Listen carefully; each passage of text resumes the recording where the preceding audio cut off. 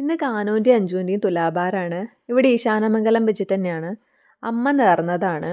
നമ്മൾ പോകുമ്പോൾ അവിടെ ഉത്സവം നടക്കുമായിരുന്നു. ഉത്സവമൊക്കെ കഴിഞ്ഞതിന് ശേഷം ദീപാരാധനയും കഴിഞ്ഞിട്ടാണ് തുലാഭാരം തൂക്കുന്നത്. എനിക്ക് ഈ ഉത്സവത്തിന് ആനേനെ കാണുക എന്നുള്ളത് ഭയങ്കര ഇഷ്ടമുള്ള കാര്യമാണ്. പക്ഷേ ഇത്ര ഇഷ്ടമുണ്ടെങ്കിലും ഞാൻ എപ്പോഴും ചിന്തിക്കാറുണ്ട് ഈ ഒരു സിസ്റ്റം വേണ്ടായിരുന്നു എന്നുള്ളത്. കാരണം വേറൊന്നുമല്ല, ഈ ആന അങ്ങനെ ചങ്ങലൊക്കെ ഇട്ട് അവിടെ നിർത്തുമ്പം എനിക്ക് എന്തോ ഒരു ഇഷ്ടമല്ല. പക്ഷെ ചില ആനേനെയൊക്കെ ഭയങ്കര സ്നേഹത്തിലാണ് പാപ്പാന്മാർ നോക്കാറ്. പക്ഷെ ചിലതിനൊക്കെ ഉപദ്രവിക്കുന്ന കാണുമ്പോൾ എനിക്ക് എന്തോ ഒരു സങ്കടം വരാറുണ്ട്.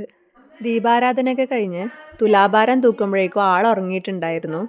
ഇവിടുന്ന് മാത്രമല്ല, ഗുരുവായൂരിൽ നിന്നും നേർന്നിട്ടുണ്ടായിരുന്നു. അത് കാനൂന മാത്രമാണ്. അഞ്ജുവിന് പ്രഗ്നൻസിയിൽ ഒരുപാട് കോംപ്ലിക്കേഷൻസ് ഉണ്ടായിരുന്നു.